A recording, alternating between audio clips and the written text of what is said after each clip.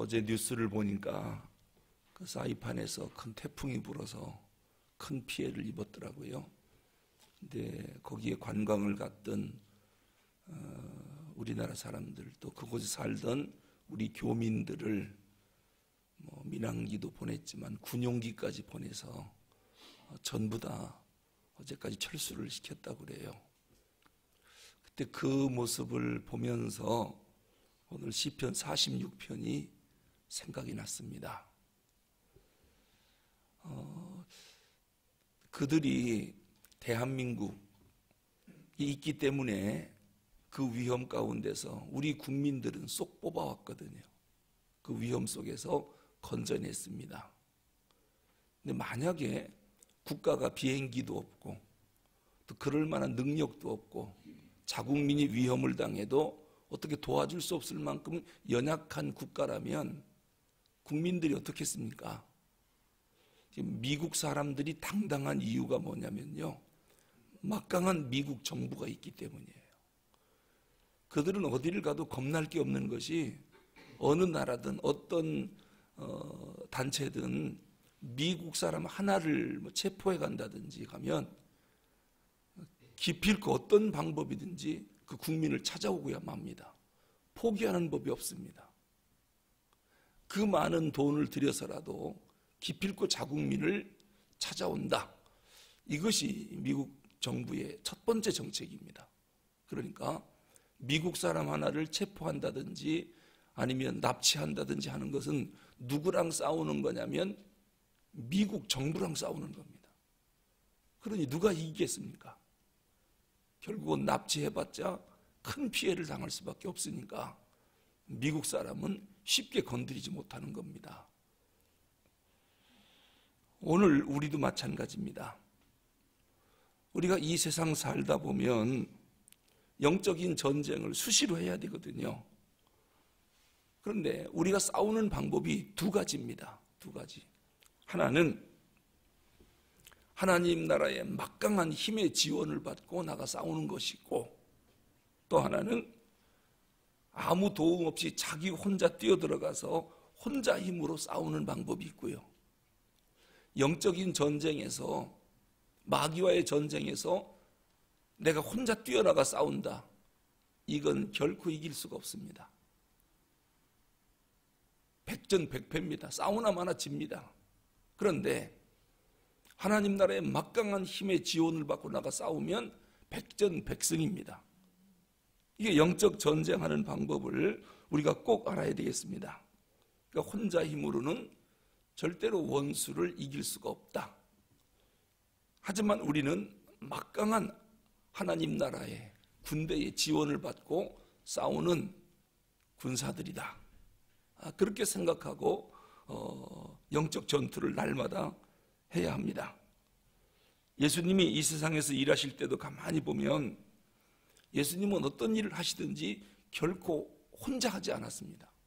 항상 하나님 앞에 간절히 기도하고, 또 중요한 일 있으면은 밤이 새도록 하나님께 매달려 기도하고 하나님의 지원을 받아 모든 사역을 감당하셨습니다.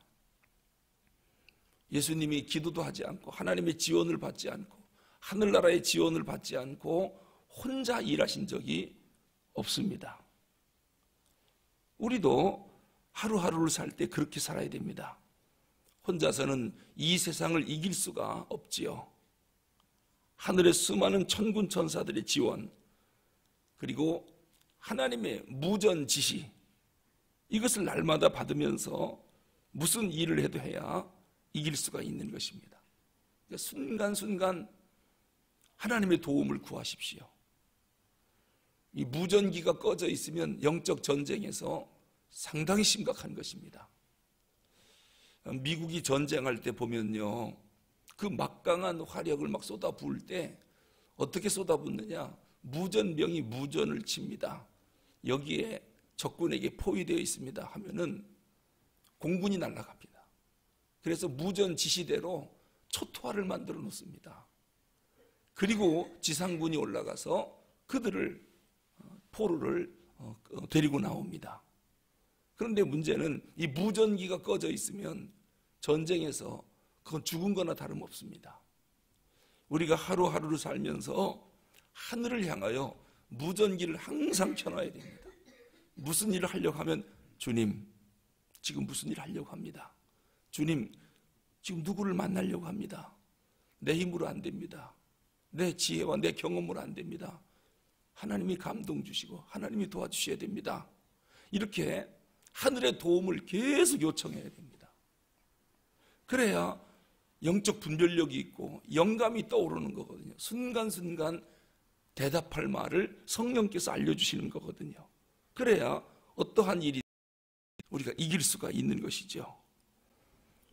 시편 46편을 어떤 배경에서 썼는가를 보면 지금 예루살렘 성이 어떤 원수들에게 완전히 포위가 됐습니다. 그래서 생각하기를 이제 끝났구나, 완전히 함락되겠구나, 그런 위기 가운데 이스라엘 백성들, 예루살렘 성에 있는 사람들이 하나님 앞에 무전을 칩니다. 아마 이 시의 배경이 정확히 나와 있지는 않은데 아무리 읽어봐도 어느 시대인가는 감 잡기가 어려워요. 아마 둘 중에 하나가 아닌가 싶어요. 하나는 히스기야 왕 때 아수르 군대 18만 5천 명이 예루살렘 성을 완전히 포위했거든요. 그래서 그때 드디어 예루살렘이 망하는구나, 끝났구나, 그런 위기에 빠진 적이 있었고, 또 하나는 모압과 암몬 족속이 여호사밧 시대에 예루살렘을 포위해서 그때도 멸망 직전에 있었거든요. 근데 그 사건 전부 이 백성들이 어떻게 했습니까? 자기 힘으로는 이 군대를 이길 수가 없어요. 그때 하늘을 향해서 울부짖었습니다. 하나님께 무전을 친 거지요.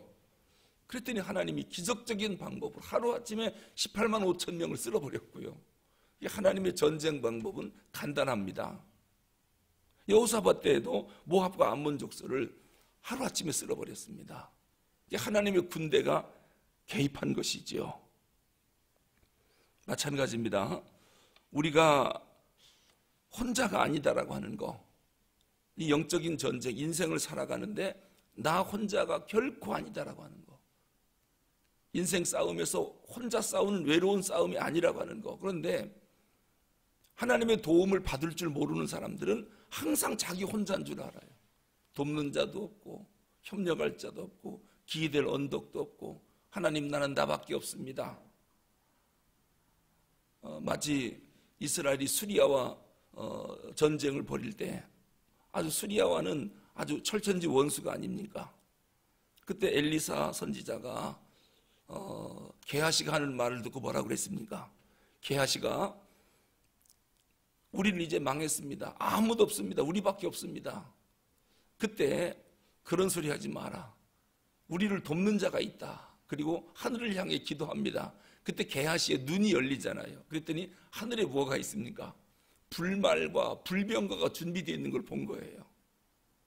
그러니까 엘리사는 나 혼자가 아니라 하늘에 불말과 불병거가 있다. 근데 게하시는 그거를 모르니까 이제 큰일 났습니다. 우린 다 죽었습니다. 아니다. 우리를 돕는 자가 있다. 그리고서 하늘을 열어서 보여준 겁니다. 우리가 어디서 무엇을 하든지 그런 의식을 한시도 잊으면 안 되겠습니다. 나 혼자 아니다. 나를 돕는 불말과 불병거가 하늘에 예비되어 있다. 나 혼자가 아니다라고 하는, 근데 이것을 자꾸 잊어먹기 때문에 조금만 어려움이 오면은 그냥 좌절하고 포기하고, 근데 이것을 아는 사람은 걱정할 게 없습니다. 자기 혼자 아니니까요. 그냥 하나님 앞에 엎드려서 기도하는 겁니다. 하나님의 도움을 무전기를 쳐서 요청하는 것이지요. 그러면은 본국에서 비행기가 날라와 그냥 위험해서 빠져나가도록, 아니면 적군들을 전투 폭격기가 와서 전부 공격을 해서 초토화시키고 구원해낸다든지, 이런 하나님의 기적적인 방법이 있는 것입니다. 교회 때문에 계속 하나님 앞에 기도하고 기도했더니 갑자기요, 엊그제 문자가 하나 날라왔어요. 차 목사님 교회 재판에 크게 유익한 판결문을 찾았다고요. 광명에 있는 어느 교회에서 판결이 난 최근 판결문이더라고요. 그래서 그거를 요약을 해서 보내줬더라고요. 그러면서 빨리 그 변호사한테 얘기해서 그 사건 번호 알아가지고 그 판결문을 갖고 공동의 결의 무의 소송에다가 제출하라. 그래서 요약한 거를 딱 봤더니 뭐라고 돼 있냐면은 그 교회도 분쟁이 났더라고요. 담임 목사하고 장로님들하고 이렇게 거기는 아마 뭔 일인지 모르지만 분쟁이 나가지고 서로 다투다 보니까 예배를 드릴 수가 없잖아요. 예배를 못 드리니까 교회를 못 들어가지요. 담임 목사 측에서 점거하고 있었던 것 같아요. 그러다 보니까 이제 뭐 예배를 안 드리지, 또 예배 안 드리고 헌금 안 하고 하면 교인의 의무가 사라지잖아요. 그렇게 해가지고 제명을 시켜버렸더라고요. 그러니까 어떻게 보면 우리하고 비슷한 경우인 것 같아요. 그래가지고 그 제명에 대해서 이거는 잘못된 거다. 나는 교인이다. 예배 안 드리지 않았느냐. 교인의 의무를 행하지 않았느냐. 그런데 이번에 판결이 어떻게 났냐면은 분쟁 중에는 제명시킬 수 없다. 이분들은 교인이 맞다. 그렇게 판결이 났더라고요. 그러니까 이문장 씨가 9,900여 명을 한 번에 제명을 시켰잖아요. 교인 수를 조절하느라고 2,500명인가요? 그만큼만 남겨놓고 다 제명을 시켰잖아요. 근데 이것이 무효다라고 하는 거예요. 무효다. 그래서 공동의 결의, 교인 수 가지고 지금 우리도 지금 첨예하게 대립하고 있잖아요. 근데 고등법원에서도 지금 첫 번째 질문이 그거였거든요. 무슨 근거로 교인들을 제명시켰느냐? 그 제명시킨 이유를 대라. 뭐 다른 거 물어보지 않고 딱 그거였거든요. 1심도 그것 때문에 우리가 판결해서 이겼거든요. 근데 2심에서도 첫 번째가 그걸 물어봤는데 분쟁 중에 교인을 제명하는 것은 그거는 인정하지 않는다. 그렇게 이번에 그 광명에 있는 어느 교회가 판결을 받았다고 그거를 빨리 참고해서 좀 제출해라. 전혀 생각지도 않았는데 그렇게 어디서 돕는 자가 그거를 보내줘갖고 이게 이제 우리 비대위 임장로님한테 드렸더니 이거 판결에 상당히 도움이 되겠다고 그래서 빨리 변호사한테 연락해서 이번에 그 2심에다가 그 두 번째 심리에 이거를 집어넣겠다 그렇게 하시더라고요. 우리가 늘 하나님 앞에 하나님 이거 어떻게 할까요? 방법이 없습니다. 하나님이 도와주셔야 됩니다. 하나님이 도와주십시오. 계속 우리가 뭐 자나깨나 머릿속에서 떠나질 않잖아요. 늘 하나님의 도움을 구하고 그러면 묘하게 하늘에서 음성이 들린다든지 아니면 하늘에서 뭐가 뚝 떨어진다든지 그런 게 아니라 하나님이 우리를 도우시러 올 때는 꼭 사람을 통해서 온다는 거. 그게 하나님이 우리를 돕는 방법입니다. 특히 사람은 어떤 사람이냐? 준비된 하나님의 사람입니다. 이스라엘 백성들에겐 그게 모세였습니다. 430년 동안 얼마나 고통 속에 울부짖었겠습니까? 마지막에는 아들을 낳으면 죽이라. 집집마다 얼마나 많은 애들이 다 죽었겠습니까? 이스라엘 사람들은 생육하고 번성하는 것을 가장 큰 축복으로 알기 때문에 그 고센 땅에 살면서 200만 명, 얘기가 200만 명이 아니라 400만 명도 넘는다고 그래요. 집집마다 하나님이 주시는 대로 아기를 다 낳기 때문에 그냥 아들 없는 집이 어디 있겠습니까? 신생아 안 태어나는 집이 어디 있겠습니까? 그걸 다 데려다가 죽였으니 그 땅에서 살고 싶겠습니까? 아마 집집마다 통곡의 밤을 보냈을 것입니다. 아들 뺏기고 나서 이 울부짖을 때 하나님이 그 모든 상황을 다 보고 계셨고 듣고 계셨고 알고 계셨잖아요. 그리고 이제는 구원하러 내려오시는데 하나님이 오는 게 아니라 누구를 보냈어요? 모세를 보내지요. 오늘 우리도 하나님 앞에 이렇게 간절히 울부짖으면 하나님이 모세를 보내줘요. 반드시 보내줘요. 우리 눈에 보이지 않는 불병거와 불말이 하늘에 예비되어 있단 말입니다.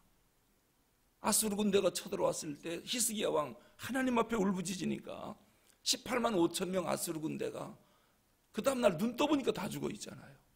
하나님이 처리한 것입니다. 하나님의 개입이지요. 오늘 예루살렘 성이 원수들에게 포위되어 있어서 함락할 일보 직전에 하나님 앞에 얼마나 울부짖었는지 하나님이 기적적인 방법으로 이스라엘을 구원해 줬습니다. 그때는 하나님 앞에 감사 찬송이 나오겠죠. 기적적인 은혜로 다 죽을 줄 알았는데 역전이 됐다. 그때는 저절로 찬송이 나오는 겁니다. 그때 쓴 시가 시편 46편이에요. 자, 1절 읽어볼까요? 그런 마음으로 1절 읽어보겠습니다. 시작. 하나님은 우리의 피난처시요 힘이시니 환난 중에 만날 큰 도움이시라. 아멘. 그러니까 이 위험에 처해 있을 때 하나님이 두 가지 방법으로 우리를 도우시네요. 하나는 피난처라고 하니까 하나님이 안전한 도피처가 돼서 아마 튼튼한 벙커 시설인가 보죠. 폭격을 해도 무너지지 않는 그러한 깊은 벙커를 만들어 놓고 이쪽으로 피해 있어라. 피해 당하지 않도록. 그래서 적들이 아무리 폭탄을 부어도 전혀 몸 상하지 않도록 이렇게 숨겨놓는 그러한 하나님이시기도 하고, 또 하나는 여호와는 나의 피난처시요 나의 힘이시니. 힘은 뭘 말합니까? 이제는 이건 숨어있는 건 소극적인 방법이죠. 힘이라고 하는 말은 뭡니까? 적극적인 방법입니다. 하나님이 나를 도우시고 힘을 주셔서 원수들을 물리칠 수 있는 강력한 파워를 우리에게 주셔서 그 전쟁에서 이기게 만들어주시는 그런 하나님이라는 거예요. 그래서 환난 중에 만날 큰 도움이시라. 누가요? 여호와가. 내가 힘들고 어려운 일을 당했을 때 소극적으로는 피해당하지 않도록 숨게 만들어주시고, 적극적으로는 나에게 힘을 주시고 불말과 불병거를 도입시키시고, 때에 따라서는 하나님의 방법으로 능력을 주셔서 원수들을 물리치게 하니 환난 중에 만날 큰 도움이시라.